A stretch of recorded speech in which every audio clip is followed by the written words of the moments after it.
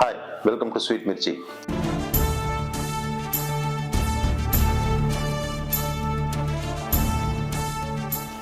So இன்னைக்கு எதை பற்றி பேச போகிறோம் அப்படின்னா பட்ஜெட் பற்றி தான். நம்மளுடைய சென்ட்ரல் கவர்மெண்ட் நேற்று போட்ட இந்த பட்ஜெட் பற்றி தான் நம்ம இன்னைக்கு பேச போகிறோம். ஸோ இந்த பட்ஜெட்டை நான் எப்படி சொல்றதுன்னு தெரியல. இது ஒரு வரதட்சணையா கல்யாணம், அதாவது லாஸ்ட் 15 டேஸா கல்யாணம் அப்படின்ற மாதிரி தான் போயிட்டு இருக்கு. அம்பானி கல்யாணம், சரத்குமார் வீட்டு கல்யாணம், அப்படி இப்படின்னு சொல்லி தான் போயிட்டு இருக்கு. எனக்கு இந்த பட்ஜெட் கூட இது ஒரு கல்யாணம் மாதிரி தான் ஒரு ஃபீல் ஆகுது. பொண்ணு வீட்டுக்காரங்க மாப்பிள்ளை வீட்டுக்கு கொடுக்குற வரதட்சணை மாதிரி எனக்கு ஒரு ஃபீல் ஆகுது. இதுல பொண்ணு வீடு யாருன்னு பாத்தீங்கன்னா பிஜேபி, மாப்பிள்ளை வீடு யாருன்னு பாத்தீங்கன்னா பீகாரும் ஆந்திராவும். அவங்களுக்காகவே போடப்பட்ட ஒரு தனிப்பட்ட பட்ஜெட் மாதிரி தான் எனக்கு இது ஃபீல் ஆகுது. இந்த பட்ஜெட்னால சாமானிய மக்களுக்கு ஏதாவது ஒரு பெனிஃபிட் அப்படின்னு பார்த்தா ஜீரோ. ஸோ நான் ஒரு பெரிய எக்கனாமிஸ்ட் கிடையாது, பட் எனக்கு தெரிஞ்ச அளவுக்கு இன்ஃபர்மேஷன்ஸ் இந்த பட்ஜெட்ல என்னென்ன இன்ஃபர்மேஷன்ஸ் இருக்குன்றது நான் ஓரளவுக்கு டீகோட் பண்ண முடிஞ்சது. அதை தான் நான் ஷேர் பண்ண போறேன். இது கரெக்டான பட்ஜெட்டா இல்லை மக்களுக்கு யூஸ்ஃபுல்லா இருக்குமா இருக்காதா அப்படின்னு பார்த்தா எனக்கு தெரிஞ்ச அளவுக்கு, அதாவது நான் கேதர் பண்ண இன்ஃபர்மேஷன்ல வச்சு பார்க்கும்போது இது ஒரு பெரிய ஆஹா ஓஹோ பட்ஜெட்னு சொல்ல முடியாது. ஸோ பாயிண்ட் என்ன, தங்க விலையும் மொபைல் விலையும் குறைஞ்சிருக்கு அப்படின்னு சொல்றாங்க. அது குறையறதுனால என்ன பெரிய யூஸ்ன்றது நமக்கு தெரியல. தங்கம் வச்சிருக்கவங்களுக்கு நஷ்டம் தான். ஏன்னா நாளைக்கு அவசரம்னு சொல்லி போய் தங்கம் வைக்கும் போது விலை குறைஞ்சிருக்கும் போது அவங்க நினைக்கிற பணம் அது கிடைக்காது அப்படின்னு தான் நான் எடுத்துக்க முடியும். தவிர்த்து போய் கியூல நின்று வாங்குற அளவுக்கு இங்க யாருக்கிட்டையும் பணம் இல்லை. அந்த நிலைமை தான். ஏன்னா சம்பாதிக்கிற பணத்தை விட செலவு ஜாஸ்தி ஆயிட்டு இருக்கு. செலவு கம்மியானாலாவது சேர்த்து வச்சு தங்கம் வாங்கலாம்னு சொல்லலாம் இப்போ. ஸோ அந்த ஆப்ஷனுமே கிடையாது. So okay fine. ஸோ மொத்தமா பார்க்கும்போது சேலரிட் பர்சன்ஸ் ஒரு 2 விஷயம் நான் ஃபர்ஸ்ட் சொல்லிடுறேன். இந்த பட்ஜெட்டோட மொத்த வேல்யூ பாத்தீங்கன்னா 42 லட்சம் கோடி. 42 லட்சம் கோடிக்கு இந்த பட்ஜெட் போட்டிருக்காங்க. ஸோ இந்தியாவோட டாக்ஸ் கலெக்ஷன் எவ்வளவுன்னு பாத்தீங்கன்னா அரௌண்ட் 24 lakh crores. ஆல்மோஸ்ட் ஒரு 17 lakh crores 17-18 lakh crores டெபிசிட்ல இருக்கு.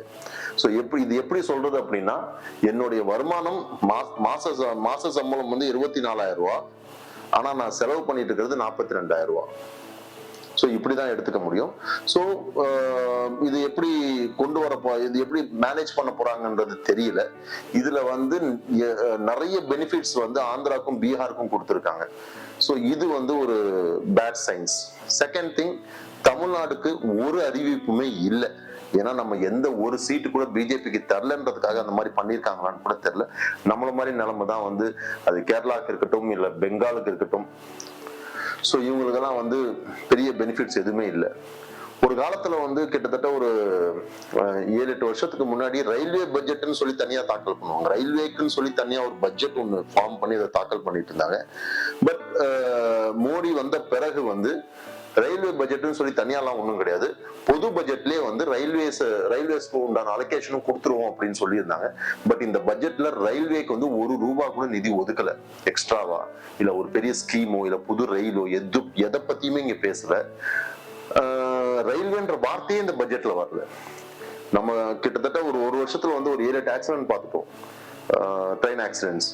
ஸோ அதை ஸ்டாப் பண்றதுக்கு அந்த சேஃப்டி செக்யூரிட்டிக்காக கூட 1 ரூபாய் கூட இவங்க அலாட் பண்ணல.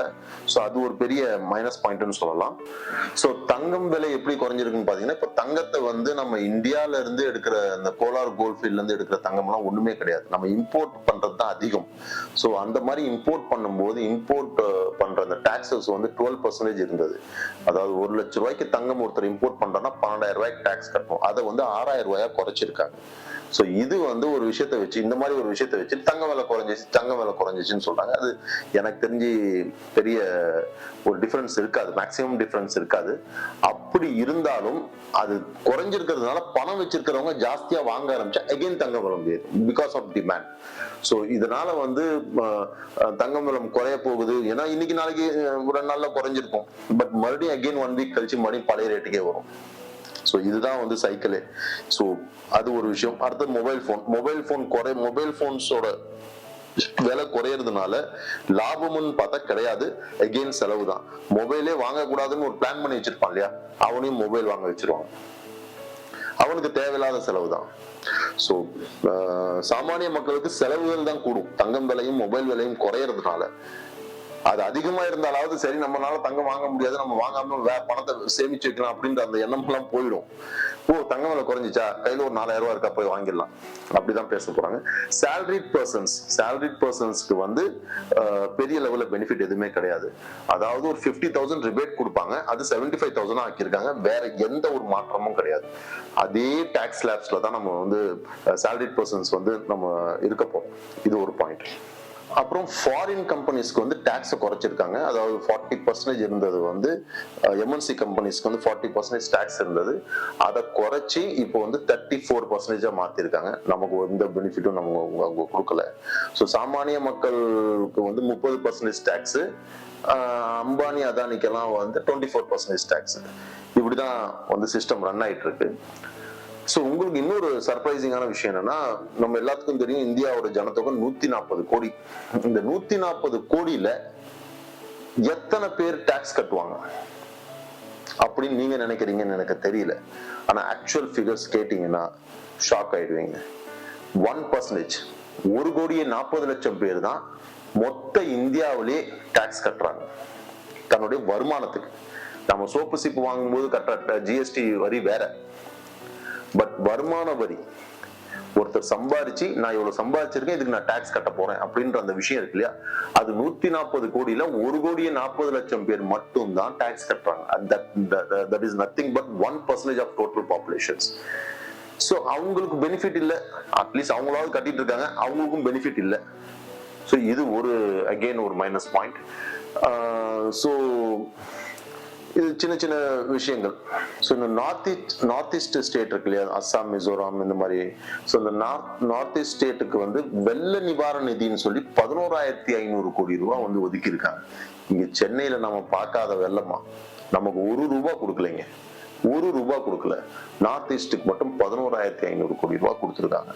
அது போக வந்து 50,000 கோடி, 1,00,000 கோடி, இப்போ ஆந்திராக்கு 1,00,000 கோடி, பீகாருக்கு 1,00,000 கோடின்னு சொல்லி நிறைய விஷயங்களை வந்து ஒதுக்கி இருக்காங்க. உங்களுக்கு இன்ஃப்ராஸ்ட்ரக்சரு, புது கேபிட்டல் சிட்டி, இந்த மாதிரி விஷயங்கள் எல்லாமே வந்து ஒதுக்கி இருக்காங்க. எனக்கு தெரிஞ்சது ஒரு வரதட்சணை கொடுத்த மாதிரி தான். ஏன்னா இவங்க 2 பேர் வந்து அவங்கள சப்போர்ட் பண்றாங்கன்றதுக்காக மொத்த பட்ஜெட் அவங்க பக்கம் திருப்பி இருக்காங்க. சோ இது ரெண்டாவது பக்கம். பட்ஜெட் அனௌன்ஸ் பண்ண ஷேர் மார்க்கெட் வந்து குறைஞ்சிட்டே இருந்ததுன்னு சொன்னாங்க. என்னடான்னு போய் அதுல ஆராய்ச்சி பண்ணி பார்த்தோம்னா, ஷேர் ட்ரேடிங் பண்றவங்களுக்கு தெரியும், ஃபியூச்சர்ஸ் அண்ட் ஆப்ஷன்ஸ் அப்படின்னு சொல்லிட்டு ஒரு விதமான ட்ரேடிங் இருக்கு. அது பாத்தீங்கன்னா, அதாவது ட்ரேடிங் பண்றவங்களுக்கு நல்லா தெரியும், அது ஒரு சூதாட்டம் தான் சொல்ல முடியும். சோ அதுக்கு வந்து டாக்ஸஸ் அதிகமாக்கி இருக்காங்க. இப்போ அது டாக்ஸஸ் அதிகமான உடனே சின்ன சின்ன ட்ரேடர்ஸ் வந்து வெளியே வர ஆரம்பிச்சிட்டாங்க. வெளியே வர ஆரம்பிச்ச உடனே பாயிண்ட்ஸ் வந்து குறைய ஆரம்பிச்சிருச்சு. அந்த ஷேர் மார்க்கெட் வந்து அப்படியே டவுன் ஆக ஆரம்பிச்சு. கிட்டத்தட்ட 2,000 பாயிண்ட் கீழே போயிட்டு மறுபடியும் ஏற முடியாம தத்தளிச்சிட்டு இருக்கு. ஸோ இது ஒரு பக்கம் போயிட்டு இருக்கு. ஸோ நம்மள மாதிரி இருக்கிற சாமானிய மக்களுக்கு புரியுற மாதிரி சொல்லணும்னா இவ்வளவுதான். டாக்ஸ் லாபியத்துல எம்என்சி காரங்களுக்கு டாக்ஸஸ் குறைச்சிருக்காங்க.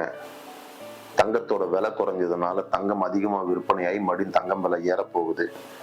மொபைல் போனோட விலை குறைஞ்சதுனால சாமானிய மக்களுக்கு செலவுகள் அதிகமாக போகுது. ஆந்திரா, பீகாருக்கு வந்து நிறைய நிதி ஒதுக்கி இருக்காங்க.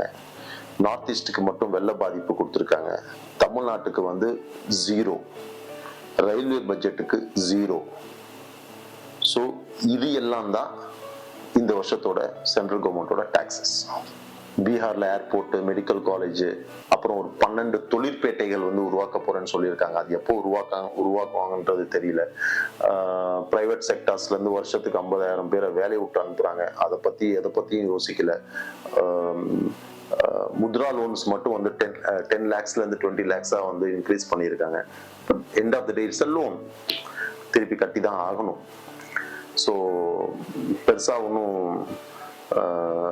பெனிஃபிட் இருக்கிற மாதிரி எனக்கு ஃபீல் ஆகலை. இது ஒரு நார்மல் பட்ஜெட்னு கூட சொல்ல முடியாது, ஃபிளாட் பட்ஜெட்னு தான் சொல்ல முடியும். மேலேயும் இல்லை, கீழேயும் இல்லை. ஆக்சுவலா இதனால வந்து நமக்கு செலவு தான் கூட போகுது. சாமானிய மக்கள் அகெயின் அண்ட் அகெயின் எல்லா பொருளுக்கும் ஜிஎஸ்டி கட்டி சாக போறோம். அவ்வளவுதான் இந்த பட்ஜெட்டோட ரிவ்யூ என்னை பொறுத்த வரைக்கும். ஸோ அகெயின் நெக்ஸ்ட் வீடியோல வந்து இன்னும் இன்ட்ரெஸ்டிங்கான விஷயத்தோட மறுபடியும் நான் உங்களை வந்து சந்திக்கிறேன். அது வரைக்கும் பாய்.